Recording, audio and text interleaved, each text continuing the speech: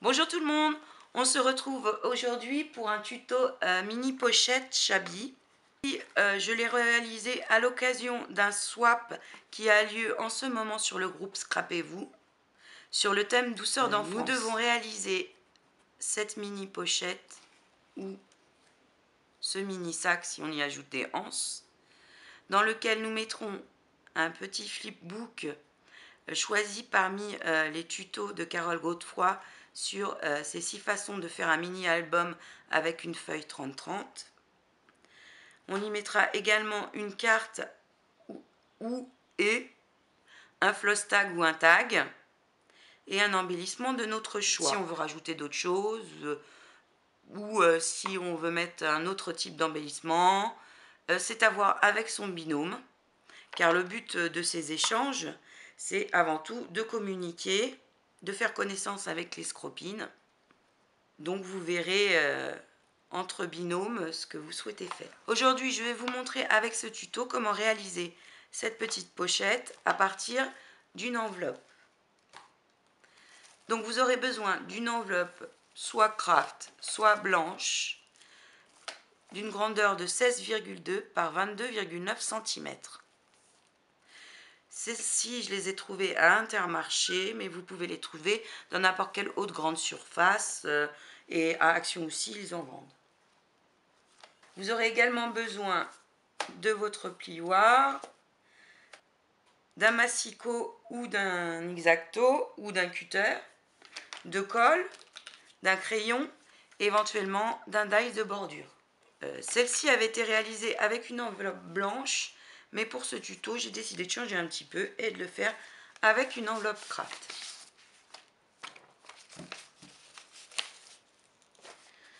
Donc, dans un premier temps, on va prendre l'enveloppe de façon à ce que l'ouverture soit du côté gauche et on va venir couper à 18 cm.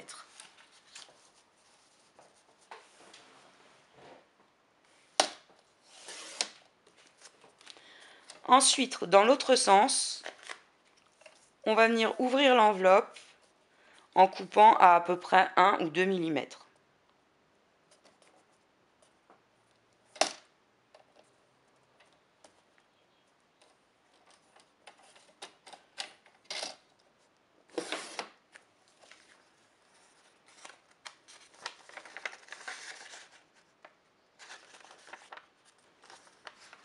Donc ensuite, vous allez choisir le côté ouvert qui sera le bas de votre sac. Je vais prendre celui où il y reste un morceau de la languette de l'enveloppe afin qu'elle soit cachée. Et je vais venir marquer un pli à 2,5 cm.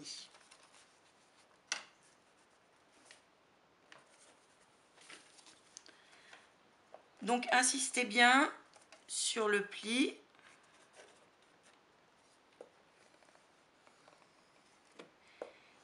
Quitte à le faire des deux côtés.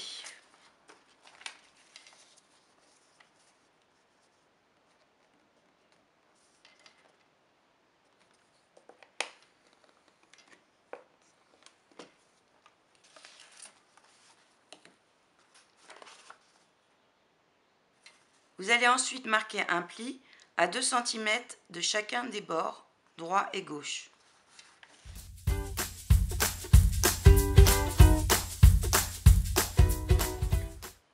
Sur chacun des bords, vous allez faire une marque à 2 cm de la ligne de pli du bas.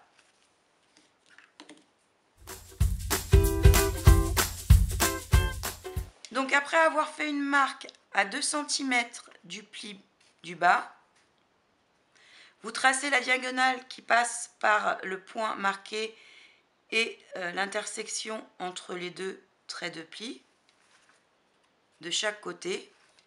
Ici, je l'ai tracé au crayon pour plus de visibilité dans le tuto, mais vous pouvez, si vous le souhaitez, de suite faire la marque de pli dessus.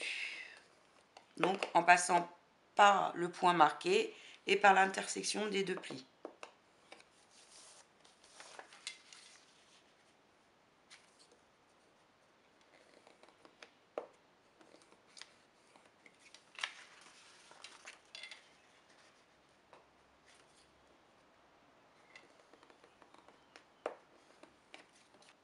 Je marque le pli sur les deux faces.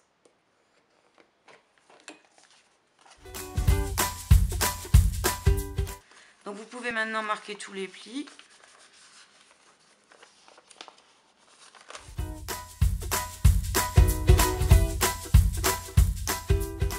Vous pouvez ensuite ouvrir, replier ces deux traits de pli vers l'extérieur et celui qui se trouve au milieu vers l'intérieur.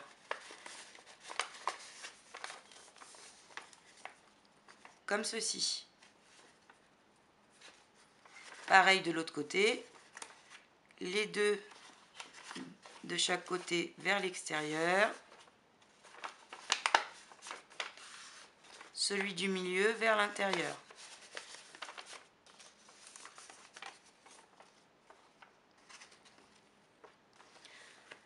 Ensuite, de la même façon qu'on fait un paquet cadeau, on va rabattre le petit côté vers l'intérieur de façon à ce que ça se plie sur les diagonales qu'on a tracées. Comme ceci. Pareil de l'autre côté. On rabat vers l'intérieur de façon à ce que ça se plie le long des diagonales. Vous n'avez ensuite plus qu'à plier et coller le fond de votre sac.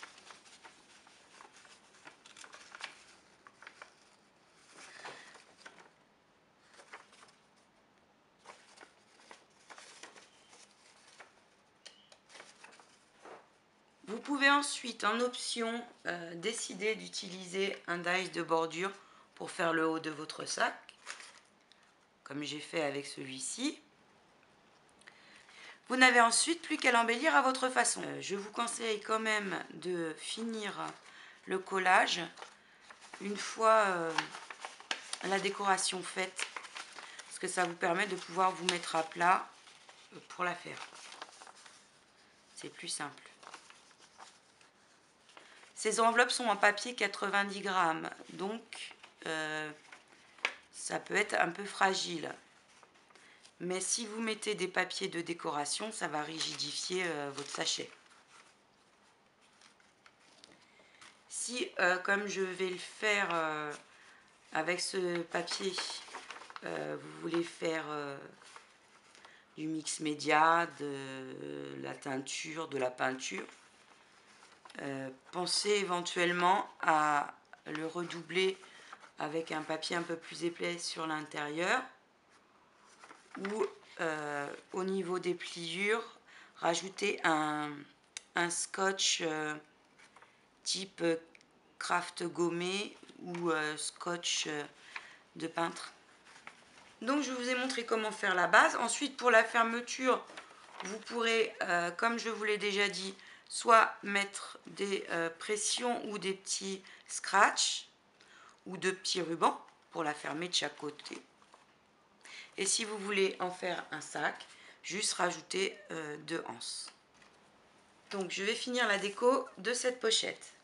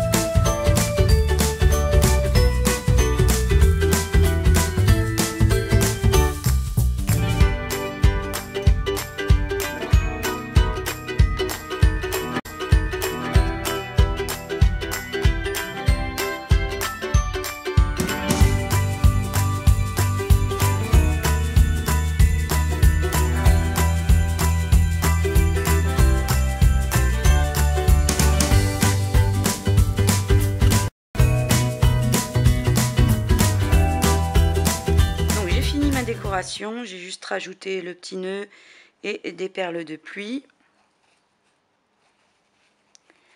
Donc une fois fini, vous pouvez coller le bas de votre sachet. Éventuellement, mettre 2 petits morceaux de scratch de chaque côté pour fermer votre pochette. Ou des petits boutons pression, ça c'est à vous de choisir, hein. Et si vous le souhaitez, vous pouvez rajouter une anse. Donc, par exemple, là j'ai pris un morceau de tissu, une lanière de tissu déchiré. Vous mesurez la grandeur de la anse que vous souhaitez. Ensuite, il suffit de la coller et de rajouter un rectangle de cardstock par-dessus pour consolider. Donc ce tuto est terminé, j'espère qu'il vous aura plu. Si c'est le cas, n'hésitez pas à liker et abonnez-vous. À bientôt!